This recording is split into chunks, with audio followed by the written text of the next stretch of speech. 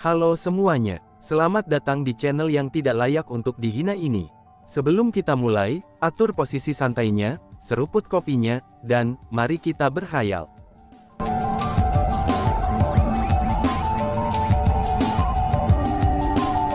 Melanjutkan cerita sebelumnya, Chu Feng, Nangong Baihe, dan Nangong Moli melanjutkan perjalanan. Mereka bertemu banyak monster laut dalam perjalanan mereka. Namun tampaknya, tidak ada monster laut di bawah peringkat 5 Half Martial Emperor yang dapat menyusahkan Chu Feng. Namun ternyata, seperti yang dikatakan lelaki tua itu, setelah mereka terus maju, aspek yang paling sulit bukanlah monster laut. Tapi sebaliknya, itu adalah cuacanya. Angin kencang menghalangi pandangan mereka. Hujan deras yang begitu deras, sehingga tampak seperti pilar yang kokoh. Namun yang paling penting adalah, yang terkandung dalam badai angin dan hujan yang dahsyat tersebut, itu adalah kekuatan yang sangat kuat yang mampu menyerang tubuh seseorang. Bagaimana mungkin ini bisa dikatakan angin dan hujan? Itu hanya mirip dengan formasi pembantaian. Mereka yang di bawah Half Martial Emperor tidak akan bisa menahan angin dan hujan ini. Bahkan untuk para ahli di peringkat setengah kaisar bela diri, mereka tidak akan bisa menolaknya untuk waktu yang lama. Apalagi untuk seseorang seperti Nangong Moli, bahkan tidak ada yang perlu menyebutkan betapa sulitnya itu. Untungnya, Chu Feng memiliki teknik formasi spiritual yang sangat kuat. Menggunakan pertahanan absolut dari pembentukan formasi spiritualnya, Chu Feng telah membiarkan Nangong Moli dan Nangong Baihe tidak merasakan tekanan apapun. Namun sayangnya, ini datang dengan harga yang sangat mahal untuk Chu Feng. Menggunakan formasi spiritual di tempat seperti itu untuk jangka waktu yang lama, itu adalah hal yang sangat berat untuk dilakukan. Tapi untungnya, Chu Feng memiliki teknik formasi spiritual yang luar biasa. Karena kalau tidak, dia benar-benar tidak akan bisa menahan badai. Pada saat ini, badai angin dan hujan masih sekeras sebelumnya. Suara ombak laut dan angin menderu, tiu seperti lolongan binatang buas yang tak terhitung jumlahnya. Mendengar suara mereka saja, orang akan merasa takut sampai ke tulang. Chu Feng dan yang lainnya berjalan di atas lautan seperti itu, dan sebuah penghalang pembentukan formasi spiritual emas menutupi mereka. Penghalang pembentukan formasi spiritual ini, itu memungkinkan mereka bertiga untuk tidak dihujani atau diterbangkan oleh angin. Namun tekanan itu masih menyebabkan Chu Feng merasa sangat kesulitan dalam mengambil setiap langkahnya. Kakak, haruskah kita istirahat sebentar? Tidak apa-apa bagi kita untuk terus maju setelah beristirahat sebentar, saran Nangong Moli. Meskipun Nangong Moli merasa sangat santai saat ini, tapi dia juga merasa sangat sedih melihat penampilan Chu Feng yang berat. Chu Feng, apa yang dikatakan sisiku benar. Mari kita istirahat sejenak, ucap Nangong Baihe. Bahkan Nangong Baihe juga tergerak. Dalam perjalanan mereka di sini, jika bukan karena Chu Feng, bahkan jika dia dan adik perempuannya tidak dimakan oleh monster laut, mereka masih akan terbunuh oleh cuaca seperti ini. Alasan mengapa mereka bisa merasa sangat nyaman dan aman adalah, karena Chu Feng telah memutuskan untuk menanggung semua kesulitan, dan semua bencana itu sendirian. Jadi, terlepas dari seberapa dingin Nangong Baihe ini, dia masih akan sangat tersentuh secara emosional oleh Chu Feng. Karena bagaimanapun juga, dia bukan orang yang berhati dingin. Tidak apa-apa, pulau itu ada di depan. Mari kita beristirahat dengan baik setelah kita mencapai pulau tersebut, kata Chu Feng sambil tersenyum. Benarkah? Mengapa aku tidak bisa melihatnya? Balas Nangong Baihe.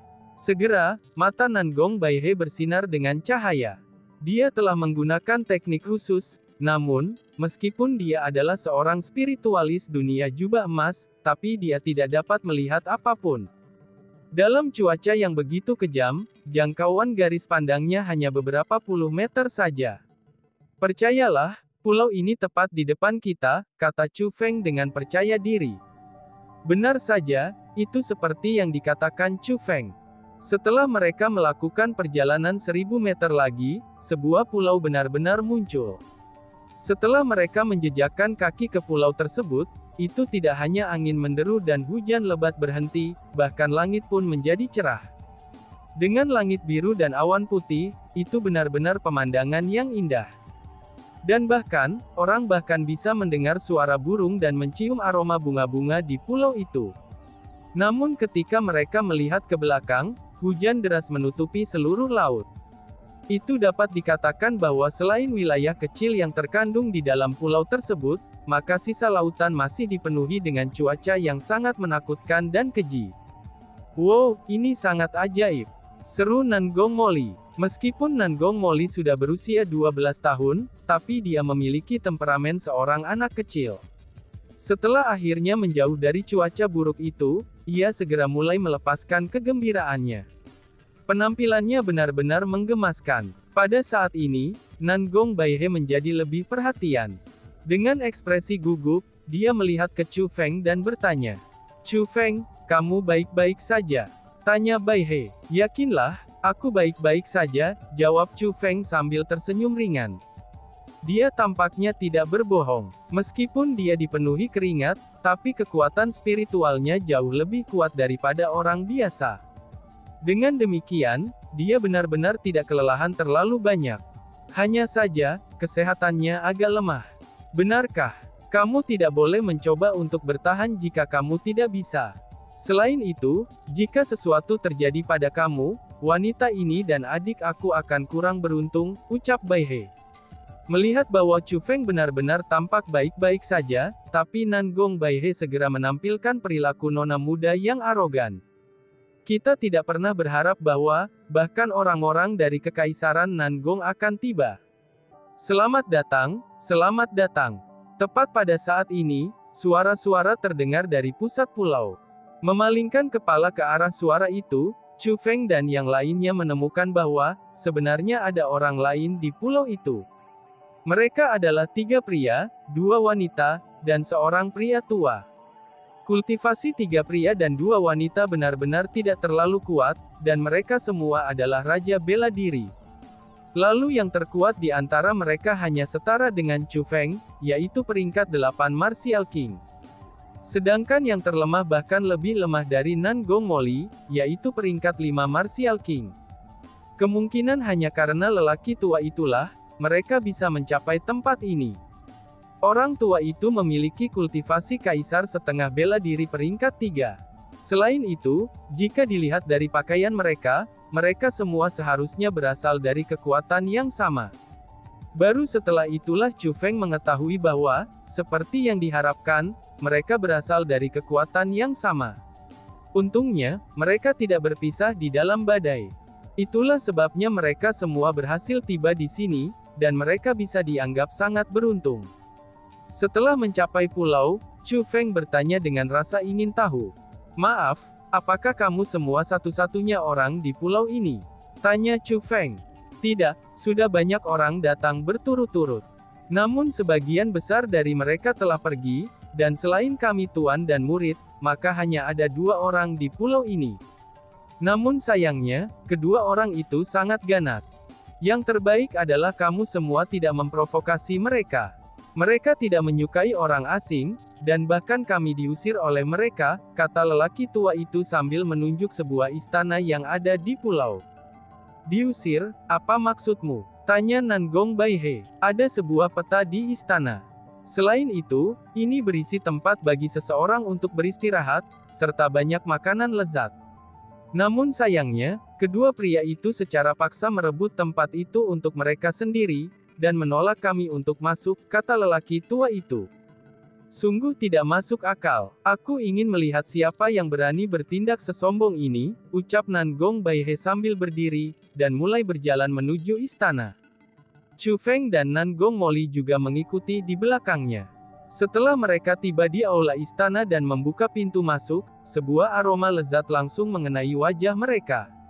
Itu adalah bau barbecue. Ada 2 kaki domba panjang yang sedang dipanggang di atas api formasi spiritual di tengah-tengah aula istana.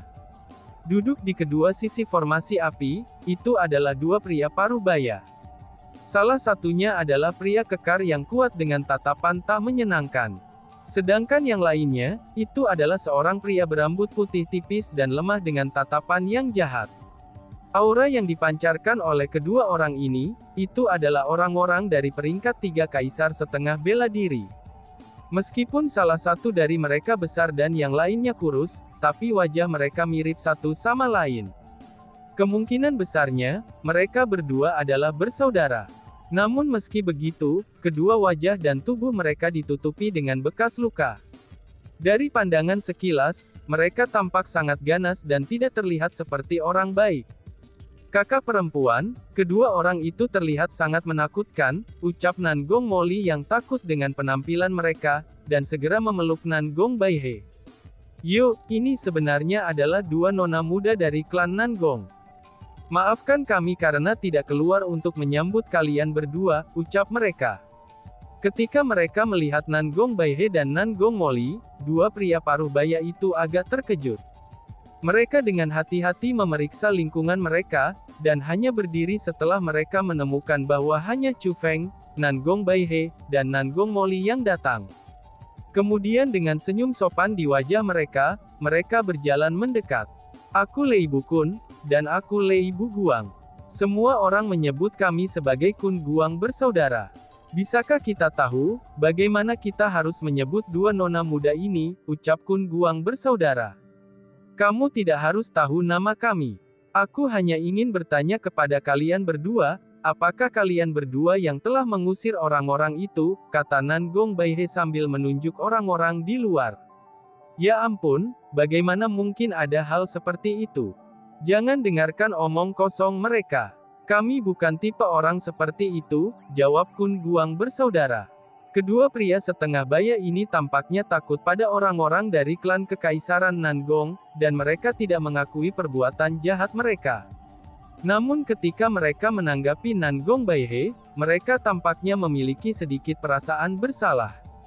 Chu Feng memperhatikan bahwa, mereka berdua memiliki tangan di kosmos saks mereka. Itu adalah gerakan seseorang yang mencoba mengambil senjata mereka. Itu bagus kalau begitu, ucap Nan Gong Baihe yang tidak mau repot-repot untuk menyelidiki masalah ini. Namun, meskipun dia tidak menyelidikinya, dia juga tidak mencoba untuk memasukkan orang tua itu dan murid-muridnya keluar. Justru sebaliknya, dia meraih tangan Nangong Moli dan berjalan ke istana. Kemungkinan besar, dia juga tahu bahwa kedua pria ini sebenarnya sangat sulit dihadapi. Meskipun mereka bertindak sangat rendah hati saat ini, tapi itu bukan karena mereka takut padanya. Malahan sebaliknya, itu karena mereka takut pada klannya. Tidak ada alasan baginya untuk memiliki konflik yang tidak perlu, dengan kedua pria ini karena orang-orang di luar. Ngomong-ngomong, Nan Gong Baihe ini adalah orang yang sangat realistis dan cerdas. Kedua nona muda, perjalananmu di sini pasti sangat sulit. Kamu pasti lapar kan? Tanya kedua pria itu.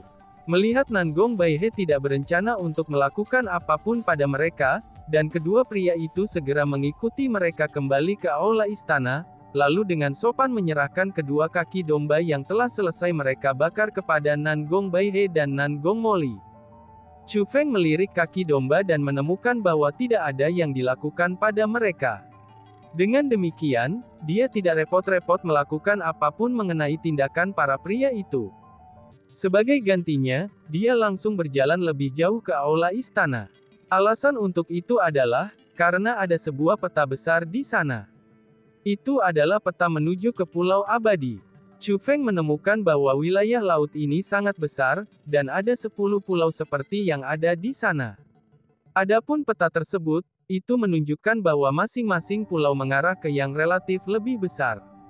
Namun sepertinya, pulau itu bukan pulau abadi. Itu karena ada pulau yang sangat besar di depan pulau itu. Selain itu, ada dua kata tertulis di atas pulau yang lebih jauh itu bertuliskan Pulau Abadi. Dengan demikian, Chu Feng sampai pada pemahaman tentang peta tersebut.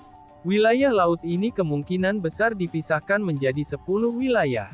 Mereka saat ini berada di satu wilayah dari 10 wilayah. Selain itu, titik akhir dari wilayah ini adalah pulau saat ini yang menjadi lokasi mereka saat ini. Saat ini, apa yang harus mereka lakukan adalah berkumpul di pulau lain. Jika tidak ada yang tidak terduga, maka akan banyak orang seharusnya berkumpul di pulau itu. Itu karena, pulau tersebut adalah lokasi di mana semua orang dari 10 daerah harus berkumpul. Selama mereka mencapai pulau itu, maka hanya akan ada satu jalan yang tersisa, dan jalan itu langsung menuju Pulau Abadi. Namun hanya dengan melihat peta itu saja, Chu Feng bisa mengatakan bahwa jalan terakhir tidak akan mudah untuk dilalui. Dan bahkan, itu mungkin jalan yang paling sulit untuk dilalui. Namun sayangnya, apa yang dipedulikan Chu Feng bukanlah itu. Yang dia pedulikan adalah, apakah Ziling dan Surou mungkin datang ke sini, dan apakah mereka aman atau tidak. Dia juga khawatir tentang wilayah mana Hong Qiang dan Tantai Sue mungkin berada, serta bagaimana keselamatan mereka. Karena bagaimanapun, Chu Feng telah menyadari betapa kuatnya laut ini. Itu benar-benar tempat yang sangat berbahaya. Chu Feng, cobalah daging ini, mereka sudah memanggangnya dengan cukup baik, ucap Bai He. Tepat pada saat ini, Nan Gong Bai He berjalan ke arah Chu Feng dengan kaki domba di tangannya. Kaki domba itu memancarkan bau yang lezatnya, dan dia juga belum memakannya.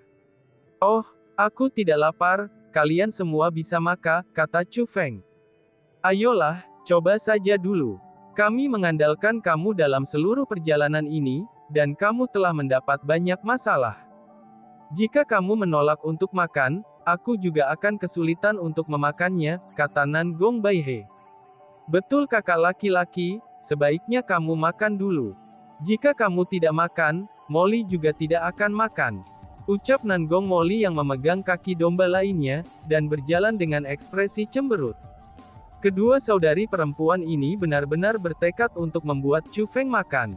Baiklah kalau begitu. Kalau begitu, mari kita makan bersama, ucap Chu Feng sambil menerima kaki domba dari Nan Gong Bai He dan menggigitnya. Berbicara soal rasanya, daging ini memang dipanggang dengan cukup baik. Melihat bahwa Chu Feng mulai makan, Nan Gong Molly dan Nan Gong Bai He mulai memakan kaki domba lainnya dengan senyum di wajah mereka. Sebenarnya, setelah mencapai tingkat mereka, bahkan jika mereka tidak makan atau minum selama berbulan-bulan, mereka tidak akan mati kelaparan. Namun tetap saja, mereka adalah manusia. Maka perjalanan itu membuat mereka sangat lelah. Jika mereka bisa makan makanan lezat, itu juga akan sangat membantu kenyamanan mental mereka. Dengan demikian, mereka bertiga menikmati kaki domba. Siapa anak laki-laki itu? Dia benar-benar berhasil dikaitkan dengan dua nona muda klan Nan Gong Imperial. Aku tidak tahu, mungkin dia satu-satunya bocah lelaki cantik yang berhasil memperoleh keberuntungan besar, untuk menerima rahmat baik dari dua nona muda yang merindukan itu, ucap kedua pria itu. Kedua bersaudara Lei Bukun dan Lei Buguang, keduanya mulai bergumam dengan suara rendah. Ketika mereka berbicara, rasa iri yang dalam bisa terdengar dari kata-kata mereka. Meskipun mereka bergumam dengan suara rendah, tapi seseorang di tingkat kultivasi Chu Feng akan dapat dengan jelas mendengar apa yang mereka bicarakan. Itu sudah jelas, mereka berdua juga tahu bahwa Chu Feng akan dapat mendengar mereka. Karena itulah, mereka sengaja bergumam dengan suara rendah. Benar saja, dua orang ini bukan orang yang baik hati. Chu Feng, mereka berbicara buruk tentangmu. Apakah kamu tidak berencana untuk memberi mereka pelajaran? Kata Nan Gong Bai He. Meskipun dia tahu bahwa dia bukan tandingan bagi mereka berdua, tapi dia dengan tegas percaya bahwa Chu Feng pasti akan mampu mengalahkan mereka. Itu karena dia telah mengalaminya sendiri, betapa kuatnya Chu Feng selama di perjalanan. Peringkat 3 kaisar setengah bela diri biasa, itu pasti bukan tandingan Chu Feng. Lupakan saja, mengapa juga merendahkan diri ke level orang seperti mereka. Chu Feng segera menolak. Dia bertindak seolah-olah dia tidak mendengar apa-apa. Wah, jadi dia sebenarnya pengecut. Hahaha, ucap kedua pria itu. Melihat bahwa Chu Feng tidak bereaksi, kedua pria itu mulai langsung menghinanya dan tertawa keras. Kalian berdua, perhatikan cara kamu berbicara. Pasukan klan Nan Gong Imperial yang mengikuti di belakang kami, mereka akan segera tiba. Jika kamu tidak berperilaku dengan benar, kamu harus menanggung konsekuensinya nanti, ucap Nan Gong Bai He yang tidak dapat duduk tenang lagi. Namun sayangnya, dia tidak bisa menang melawan kedua pria ini dalam pertarungan. Dengan demikian, dia hanya bisa membawa klan Imperial Nangongnya untuk menekan mereka. Setelah mendengar kata-kata Nangong Baihe, ekspresi kedua pria itu berubah. Benar saja, mereka tidak berani menghina Chu Feng lagi. Namun meski begitu, mulut mereka tidak berhenti. Malahan sebaliknya, mereka mulai melanjutkan dan membahas hal-hal lain. Kakak besar, aku bertanya-tanya, apa yang terjadi pada dua anak ayam yang meninggalkan tempat ini beberapa hari yang lalu? Apakah kamu pikir mereka akan dapat mencapai Pulau Abadi? Lei Buguang bertanya dengan rasa ingin tahu. Jika hanya mereka berdua, aku pikir mereka pasti bisa. Lagi pula, mereka sangat kuat. Meskipun mereka masih muda, tapi mereka jauh lebih kuat daripada kita. Mereka bukan anggota biasa dari generasi muda. Mereka adalah jenius sejati. Ketika menyebutkan masalah ini, ketakutan yang samar-samar muncul di mata Lei Bukun. Betul, cewek yang mengenakan rok panjang biru itu benar-benar terlalu kuat. Rasa dingin yang dipancarkannya juga sangat dingin, dan itu cukup untuk mengambil nyawa seseorang. Bahkan aku tidak dapat menahan rasa dingin itu. Meskipun dia adalah setengah kaisar marsial peringkat 1, tapi aku sudah jelas bukan tandingannya. Lei Buguang juga memiliki ekspresi ketakutan yang masih ada. Sementara cewek berbaju biru itu sangat kuat, aku merasa cewek berbaju ungu itu juga lebih kuat. Meskipun dia tidak mengungkapkan kekuatannya, tapi aku terus berpikir bahwa dia adalah keberadaan yang sangat menakutkan, kata Lei Bukun. Mendengar kata-kata itu, hati Chu Feng segera berdenyut. Itu sudah jelas bahwa kedua pria itu berbicara tentang Su Rou dan Ziling. Pada saat ini, Chu Feng merasakan kegembiraan yang luar biasa di dalam hatinya. Tampaknya bukan hanya Su Rou dan Ziling berada di sini, mereka juga secara kebetulan dikirim ke wilayah yang sama sepertinya. Berdasarkan apa yang dikatakan kedua pria itu, Su Rou dan Ziling harusnya sudah sangat kuat sekarang. Terlebih lagi, tampaknya Su Rou sekarang lebih terampil dalam menggunakan mutiara es di tubuhnya. Dan bagi Chu Feng, ini adalah kabar yang sangat baik. Namun segera, ekspresi Chu Feng berubah. Itu karena, kedua pria ini mulai berbicara tentang hal-hal yang seharusnya tidak mereka miliki. Betul sekali, itu sebenarnya yang aku rasakan juga. Namun meski begitu, aku juga merasa bahwa cewek berpakaian ungu itu benar-benar terlalu cantik. Dia bahkan lebih cantik daripada cewek berpakaian biru. Wajahnya yang berkulit putih itu sangatlah sempurna. Jika aku bisa memeluknya dan membelai tubuhnya, oh, alangkah baiknya jika hal itu terjadi. Jika aku bisa tidur dengan cewek seperti dia, bahkan jika aku mati, aku tidak akan menyesali apapun.